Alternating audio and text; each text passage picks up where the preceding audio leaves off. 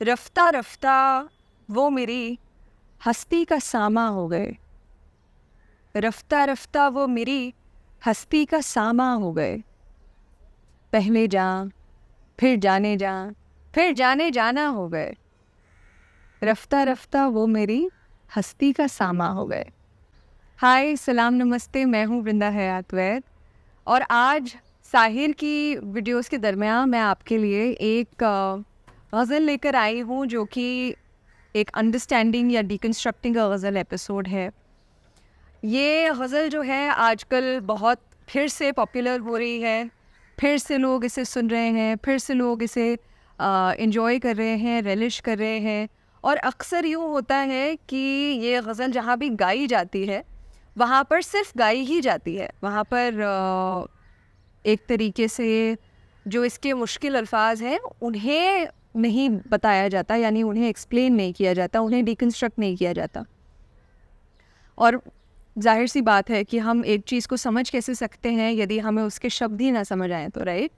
So this is an episode where I will be talking about this ghazal और इसके जो 4 शेर हैं उनको हम साथ में पढ़ेंगे और साथ में समझेंगे।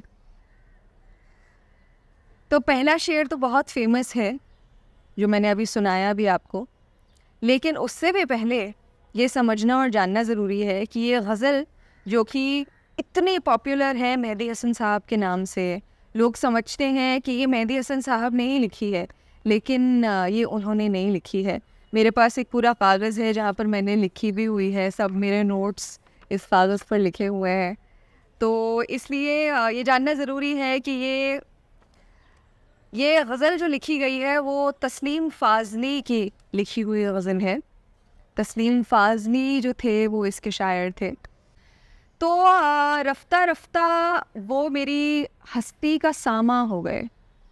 अब जैसे बज़ाहिर है कि एक एक शब्द जो होता है, क्योंकि गज़ल की बनावट ऐसी होती है कि एक एक शब्द फिट होता है अपनी अपनी जगह पर, अपने अपने नक्शे में वो फिट रहता है और उस एक एक शब्द का एक महत्व होता है हर मिसरे में, करेक्ट?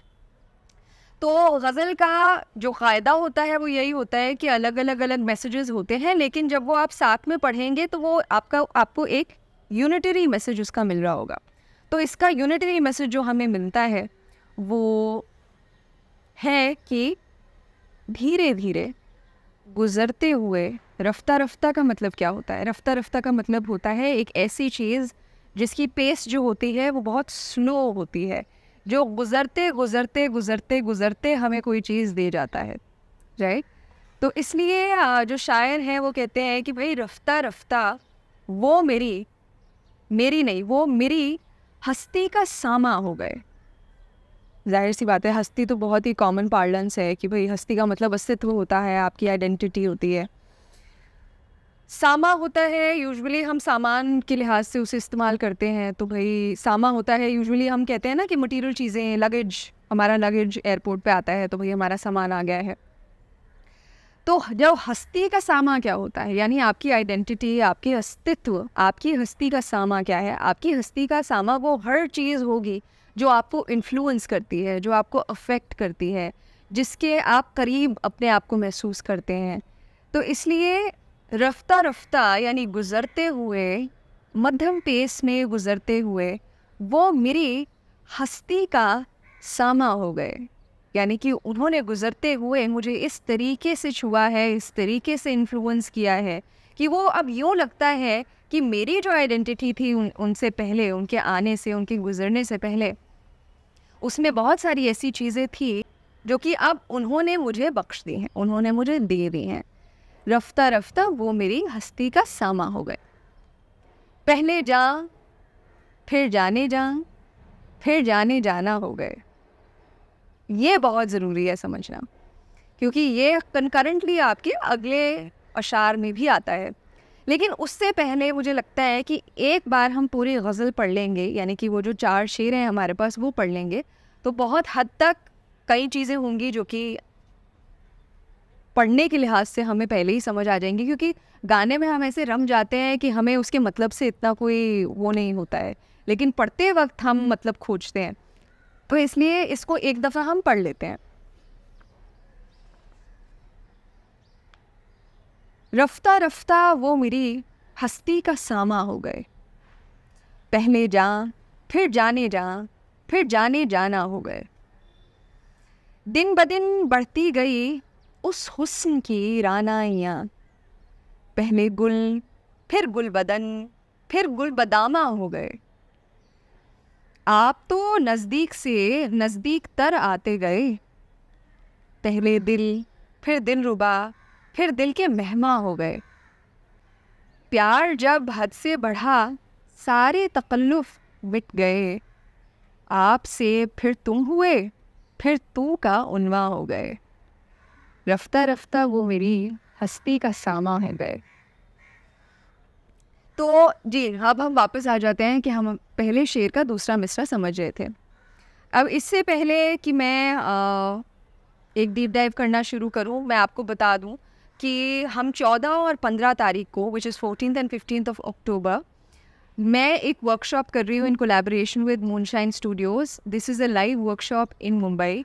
तो आप में से जितने लोग मुंबई में हैं और मेरे साथ पोइट्री क्राफ्टिंग के प्रोसेस को समझना चाहते हैं, गज़लें सुननी, अप्रिशिएट करनी और ख़ुद की गज़ल लिखनी अगर सीखना चाहते हैं, so I am doing my maiden workshop अर्के ज़बान। बॉम्बे में महाडा में स्टूडियो है, वहाँ पर मेरा कोलैबोरेशन के साथ वर्कशॉप हो रही है। उसका रजिस्ट्रेशन का लिंक और सारी डिटेल्स आपको नीचे डिस्क्रिप्शन में मिल जाएंगी। आप वहाँ से विज़िट कर लीजिए, अपना रजिस्टर कर लीजिए। और लाइव वर्कशॉप है तो जाहिर सी बात है कि हम सब वहाँ पर इन पर्सन सब कुछ डिस्कस करेंगे, लिखेंगे, पढ़ेंगे, समझेंगे। So it is usually a very fulfilling experience. Saturday और संडे है, वीकेंड है, 12 से 2 रोज़ की वर्कशॉप है, माने 2 दिन की। तो इसलिए you can come and you can be a part of the workshop. Registration की डिटेल्स नीचे हैं, ठीक है। चलिए तो वापस आते हैं कि दूसरे मिसरे में वो कहते हैं कि पहले जा फिर जाने जा फिर जाने जाना हो गए। अब ये जो कनेक्शन है ना 3 चीज़ों का, जो कि आगे भी हमें दिखेगा हर दूसरे मिसरे में, हर शेर के, ये बहुत इम्पॉर्टेंट है समझने के लिए। क्योंकि दूसरा मिसरा जो होता है वो पहले मिसरे की आइडेंटिटी को इस्टेब्लिश कर देता है सुनने वाले के दिमाग में, ठीक है जी। तो पहले वो क्या कहते हैं, पहले जा फिर जाने जा फिर जाने जाना हो गए। जा का मतलब होता है जान होती है वो एक चीज़ जो हम सबके अंदर प्रेजेंट होती है, which keeps us alive, right. Usually it's because the heart beats. तो जान जो होती है अक्सर दिल से एसोसिएट की जाती है। तो दिल तो अपना होता है, अपना एक पर्सनल एसेट होता है दिल। तो पहले जा यानी कि आप खुद जब गुजर रहे थे यूँ लगा कि आप मेरा दिल ही बन गए पहले। फिर जाने जा उस दिल के धड़कने का सबब बन गए। पहले दिल बने, फिर उस दिल के धड़कने का सबब बने, और फिर जाने जाना हो गए। फिर वो एक ऐसी चीज़ बन गए जो कि मेरी ज़िंदगी से यदि हट जाए तो फिर दिल तो धड़क जाएगा, हो सकता है जान भी बनी रहे, लेकिन फिर भी मैं ज़िंदा रहने की जो वो डेफिनेशन होती है ना, कि भाई वो एक जो स्पिरिट होती है ज़िंदा रहने की, वो जो एक कशिश होती है, वो जो एक ललक होती है ज़िंदा रहने की, वो तुम इवेंचुअली बन गए, right. So it's a direct combination and a direct connection between दिल, यानी कि वो सतही चीज़ जो हमें ज़िंदा रखती है, उसमें बंधी उम्मीद। क्योंकि अगर उम्मीद नहीं होगी तो फिर दिल तो धड़केगा, जान तो रहेगी, लेकिन फिर भी यदि उस दिल में उम्मीद नहीं होगी, यदि उस दिल में होप नहीं होगी, तो फिर ज़िंदगी ज़िंदा रहने का नाम नहीं है। ज़िंदा दिली जो है हमारे अंदर से चली जाएगी। So it's a direct combination between 3 things. पहले जा, फिर जाने जा, फिर जाने जाना हो गए। So it's usually the severity of 3 things that we are talking about in the second verse of every शेर, in the second verse of every couplet, right? अगला शेर जो है उसमें भी वो एक बहुत सिमिलर चीज़ बोलते हैं। दिन ब दिन बढ़ती गई उस हुस्न की रानाइयाँ, यानी कि जब वो गुज़र रहा था, जब वो शय मेरे सामने से या जब वो इंसान मेरे सामने से गुज़र रहा था, पीछे से आप ज़रा इग्नोर कीजिएगा, दिन ब दिन बढ़ती गई उस हुस्न की रानाइयाँ, यानी कि वो जो एक वेसल है, वो जो एक हस्ती है। रानाइयाँ होता है ब्यूटी। सो यूँ लग रहा है कि दिन ब दिन उसकी खूबसूरती जो है वो बढ़ती जा रही है। दिन ब दिन बढ़ती गई उस हुस्न की रानाइयाँ, पहले गुल, फिर गुल बदन, फिर गुल बदामा हो गए। तो इसके लिए मैंने अपने फादर से ज़रा हेल्प ली है कि भाई आप मुझे इसका एग्जैक्ट बताइए कि ये जो सिवियरिटी की बात हो रही है, क्योंकि ये वाला शेर मुझे ऐसा हुआ था कि कुछ दिन पहले मेरी एक दोस्त है, वो हिंदुस्तानी वोकलिस्ट है, उसने एक महफिल में ये शेर सुनाया और फिर वो पोस्ट किया ऑनलाइन और उस पर इतना ज़्यादा डिबेट और इतनी कंट्रोवर्सी हो गई कि उसने मुझे बोला कि वृंदा प्लीज़ मुझे या तो तुम समझा दो या कहीं से खोज के मुझे बताओ कि इसका मतलब क्या है। तो इसलिए मैंने अपने फादर साहब से थोड़ा सा भाई बताइए कि आप तो गोट हैं, आप बता दीजिए कि इसका मतलब क्या है। तो उन्होंने मुझे भी यही बताया कि इसमें जो सिवियरिटी की बात हो रही है वो है कि पहले बात हो रही है ऑफ कोर्स उस बदन की बात हो रही है, उस वेसल, उस जिस्म, उस बॉडी की बात हो रही है। तो इसलिए पहले वो बदन जब देखते थे तो ऐसा लगता था कि वो सिर्फ एक गुलाब है, एक गुलाब, अ सिंगुलर रोज़।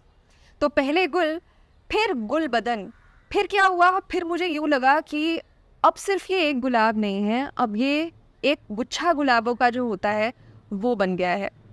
यानी कि खूबसूरती की बढ़ोतरी की बात यहाँ पर हो रही है, जाहिर सी बात है। और फिर गुल बदामा हो गए। इवेंचुअल फेज़ क्या है उसका? इवेंचुअल फेज़ ये है कि वो खुद में एक गुलशन बन गए। वो यूँ लगा कि it's almost like it's a huge garden of roses. तो जाहिर सी बात है एक गुच्छा या फिर पूरा गुलदस्ता, जाहिर सी बात है पूरा गुलदस्ता, right. So it's again the severity of beauty that we are talking about. दिन ब दिन बढ़ती गई उस हुस्न की रानाइयाँ, पहले गुल, फिर गुल बदन, फिर गुल बदामा हो गए। और इसका जो डॉक्यूमेंटेड गज़ल हमारे पास अवेलेबल है वो मुझे ऐसा लगता है और हो सकता है कि ये हो भी कि वो पूरी गज़ल नहीं है। जो हमें 4 ही इसके शेर पता हैं, क्योंकि 4 ही शेर जो हैं वो इतने फेमस हैं। अब वो अलग अलग तरीके से अलग अलग जगहों पर गाए गए हैं, लेकिन ये बहुत पॉसिबल है कि गज़ल बहुत लंबी थी लेकिन उसके 4 शेर जो हैं क्योंकि कवर हुए तो इसलिए वही मकबूल हो गए।